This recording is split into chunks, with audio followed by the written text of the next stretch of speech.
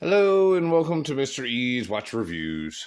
All right, so it's early Saturday morning. Uh, y'all saw the shorts videos of these watches when I picked them up at the pawn shop. Um, I've done a little bit of research on these things. I'm going to be taking them in to get them professionally serviced. They do both run and work. However, they are uh, a little on the wonky side as far as like how well they are running. Now, I don't know what the lift angles are. I'll have to try and find it on some other sources.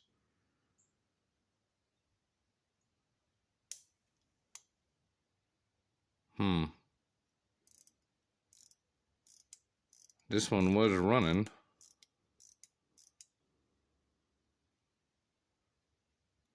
I don't know why it ain't running now.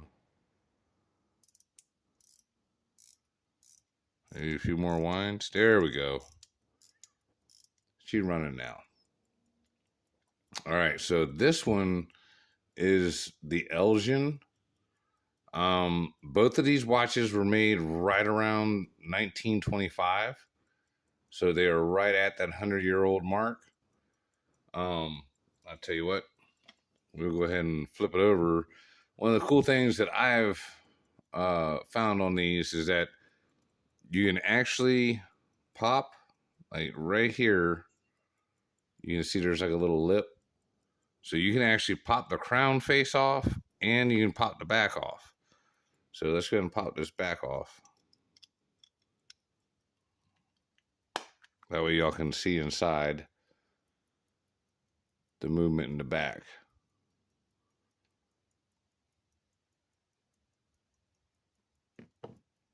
Now, I got to do some more research, but like I said, I want to get these things professionally serviced. This watch is regulatable.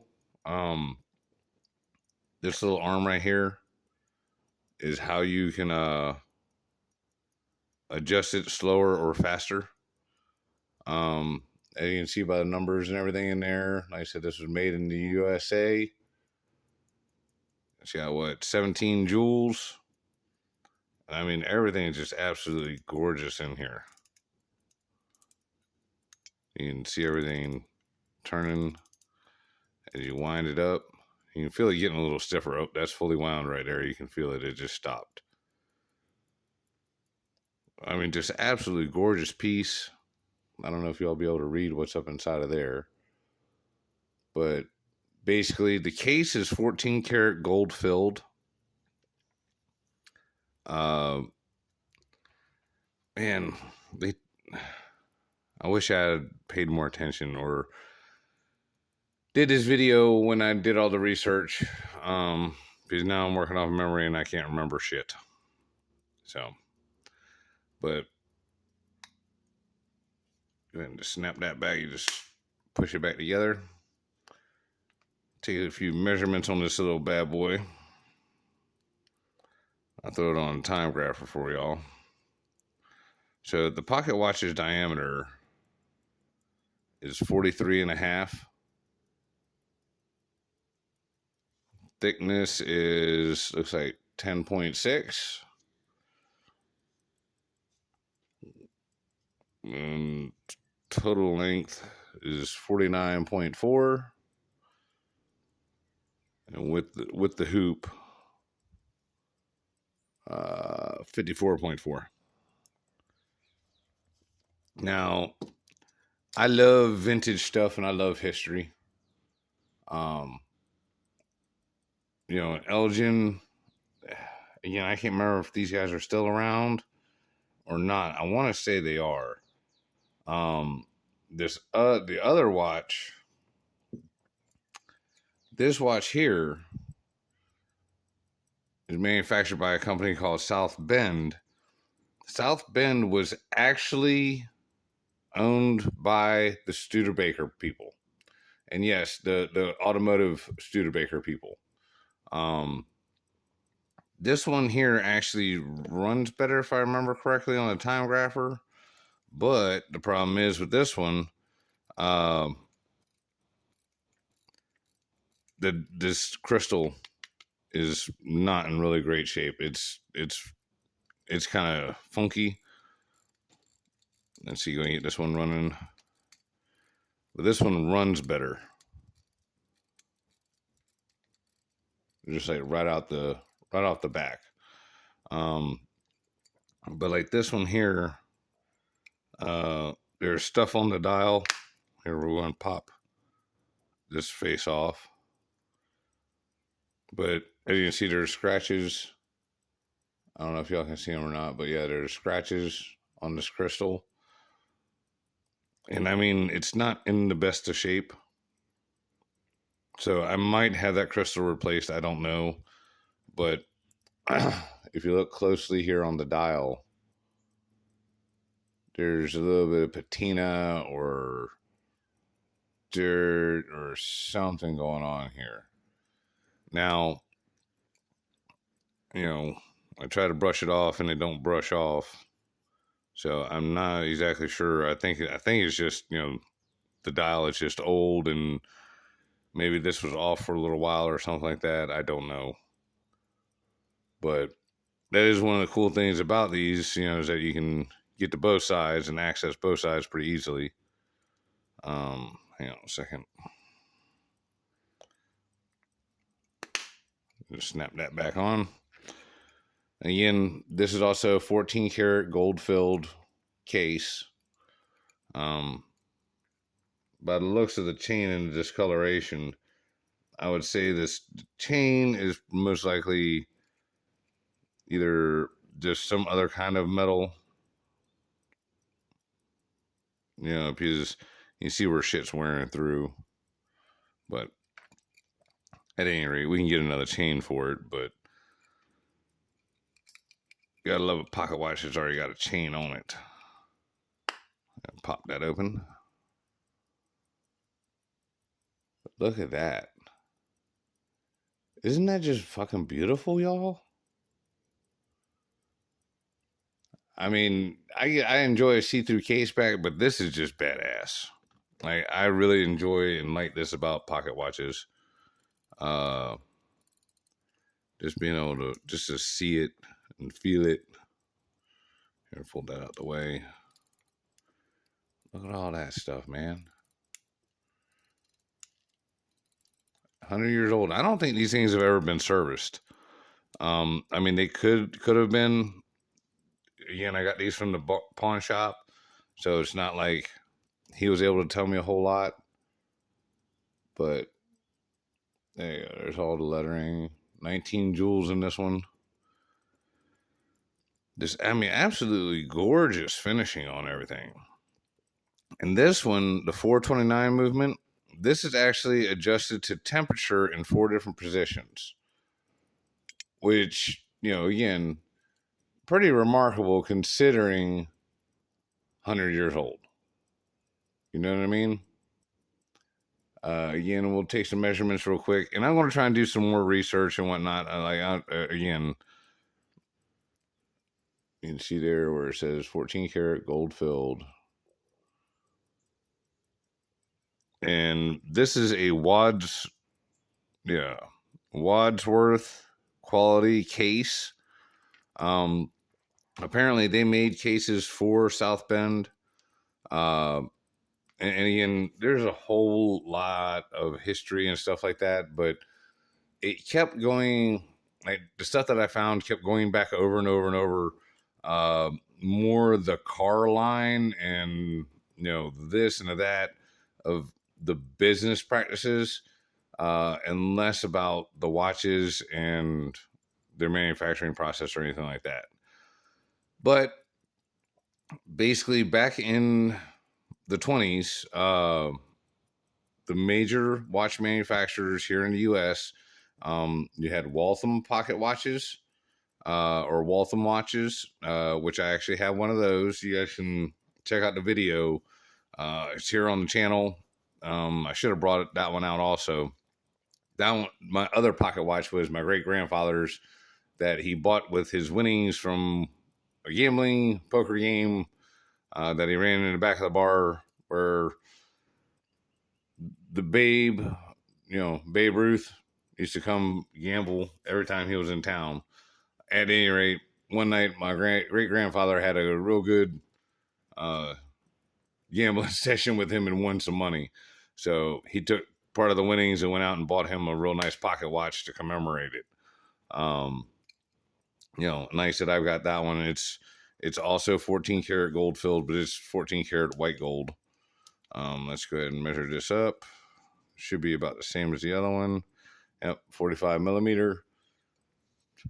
Let's see. This one's a little bit thinner at 9.6 millimeter. Excuse me. Let's see. With the crown, I'm looking at 51.1. Oops, slipped off.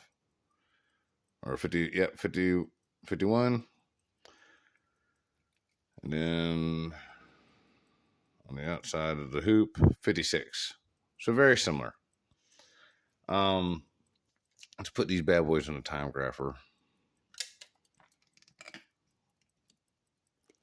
Again, I'm not going to try and set the lift angle or anything like that, you guys, just because I don't know what it is. We're not going to try in front. So we got the south bend on there first.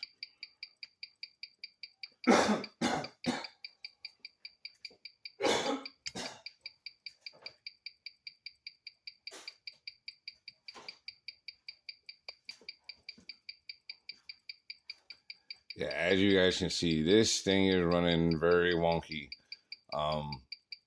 That's actually a better reading than I got last time. It must be this one that runs somewhat decent. But yeah, this one, the beat error and everything, just it's all over the place. The amplitude is ass. And then of course, mine is 457 and 300 and something seconds per day. Which is kind of odd because when I wound these things up, initially when I first got them and I set the time on both of them, they both actually kept reasonable time. Like within 24 hours, like one of them was like a minute or two off. The other one was like a minute or slow. Another one was like a minute or two fast. And one of these, when I put it on there, I had nothing but plus signs up here because the reading was so bad. So let's see. Is this the better running one right here? Yeah, okay, so this is the one with all the plus symbols. Last time I had this one on there, like I said, it was only running like 170. But yeah, see, like this one, the beat rate is so bad, it's 5 milliseconds. Amplitude's way low.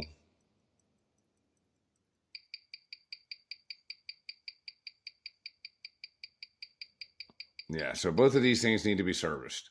Now, the only thing is, and everybody says that if you're going to want to start working on watches, you want to work on pocket watches first. To take them apart and learn how to service them because the parts are bigger, they're simpler, they're easier, and especially because these don't have any automatic movements. I'm really, really tempted to try and do it myself. However, I got a deal on these. I got both of these watches for $100 at Moyock Pawn and Gun. When I looked them up, each one of these watches is worth right around $300 to $500, just depending. So, with that being said, I'm going to just go ahead and pay for a professional to do it and get them done correctly. A, I want them to run the best they possibly can. But B, if I'm going to try and work on a pocket watch, I would rather it be a little bit less expensive, less vintage type thing. Katie's dad really loves a pocket watch, so what my plan is to go ahead and get these two serviced. And I'm also also going to get my great grandfather's watch service. Get all three of them done at the same time, and at that point, uh, I'm going to let Katie's dad pick one or the other. Um, yeah. So I'm thinking about also maybe using one of these as a giveaway. So please let me know what y'all think about in the comments. If y'all would like to win something super cool and old and vintage, yeah, I don't know. Like I said, uh, if not, it is totally fine by me because for what little bit of money I paid for them, I totally keep them. You know what I'm saying? Uh, I don't typically rock a pocket watch, but I do enjoy a pocket watch. They're just beautiful. I mean, just look at all this ornateness.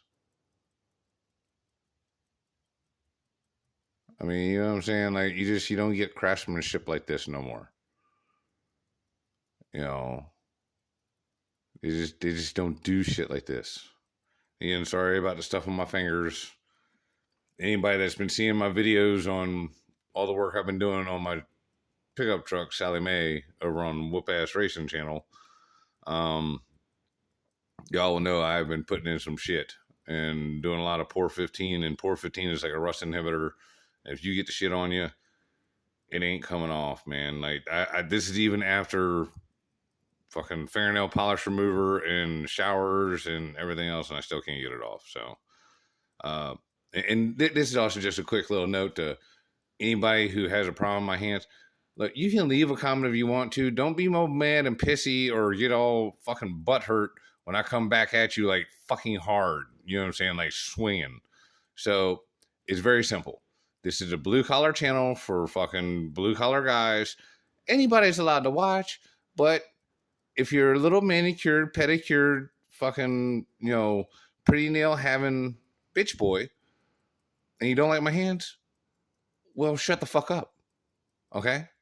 Because I'm the motherfucker that fixes your cars and keeps your fucking shit running and fucking, yeah. So, at any rate, sorry, it's just kind of pissed me off a little bit here recently. I've had a couple of people fucking get real shitty about it and whatnot, and like, fix the cracks in your hands. Bitch, if I could fucking fix them, motherfucker, do you not think I would? You think I like walking around with my shit fucked up like this? No. God damn, man. But am I fucking ashamed of my hands? Absolutely not. Absolutely fucking not. My hands make me fucking damn good money, and I am fucking well desired because of them. And not by men, I'm talking about by women. So fuck y'all. At any rate, back to these. Y'all let me know if you'd be interested in possibly winning one. Like I said, y'all aren't going to get to choose. Katie's going to pick, or Katie's dad's going to pick whichever one he wants, and whichever one is left would be the one we give away. But either way, you know what I'm saying? Everybody's offering cheap Chinese watches and shit to you. I'm going to offer you some really good vintage classic shit that fucking is made to fucking last. All right? I'll talk to y'all later. Y'all have a good Saturday. Peace out. Oh, hold on. I totally forgot. Subscribe, like, become a member, be like my peoples, okay? Dean P, Carl Vincent, Jody Sylvia, Philo, Carnage. Actually, that's not Carnage anymore. It's Walk Around Watch Reviews. These folks is really good peoples. They help me out with watches. They, help support the channel. And, honestly, if I could just get at least a handful of you others to, help out a little bit, I could have more watches and stuff like that. Because this year, honestly, if it was not for Mr. Wee over at MMI and La Terrain, Dave, I probably wouldn't have that many damn new watches to show y'all this year. And just so y'all know, Mr. Wee just sent this one over. It's the same GMT as the one I bought, but this is the black dial version. We'll be doing a review on this one here soon. Matter of fact, it just showed up yesterday. And again, I still have the rest of Philo's watches to review. We still have to do this Islander and then this San Martin Watch Dives collab. So, like I said, thank you to everybody that's been helping me out and whatnot. I just been trying to get so much different shit done and do different things. It's getting a little difficult. You know what I'm saying? Yeah. And again, not being funny, but just so y'all can understand where I'm coming from on stuff. I really don't like asking y'all to join the memberships and for money or any of that other kind of bullshit. But I don't fucking almost $10,000 into this the first year trying to get everything going because I thought when I got monetized, I would make that back. Bitch, I make maybe $300 a year through YouTube. The entire fucking year. So at that rate, it will take me fucking a decade to get back the money that I spent just in the first year of doing this. I know none of y'all told me to go do that or anything, blah, blah, blah. But, trying to invest in myself, trying to better myself, blah, blah, blah. Get it to where I don't have to do auto mechanic work all damn day.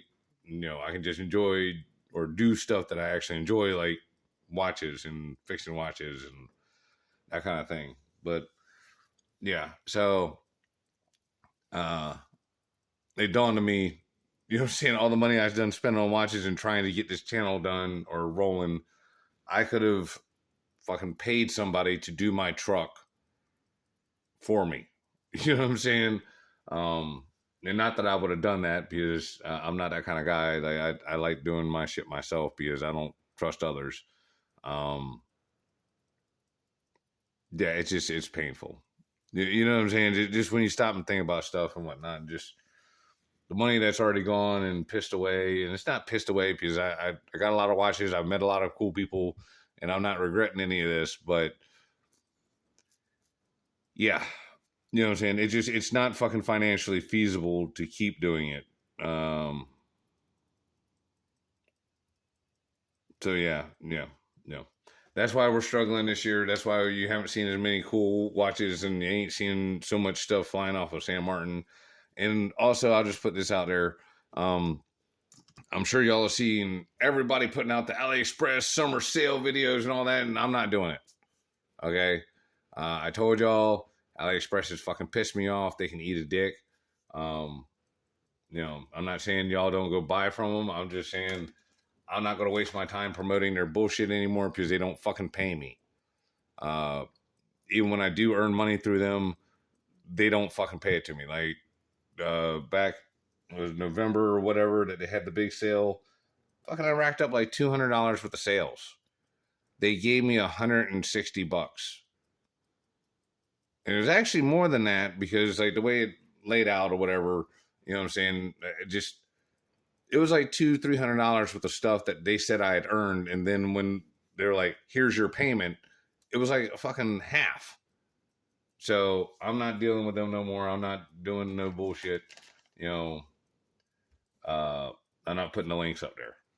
So, at any rate, I'm sorry about all the bitching and complaining at the end there, you guys. Fucking, it just dawned on me about this kind of stuff. At any rate, I really appreciate y'all watching. Thank y'all. Bye.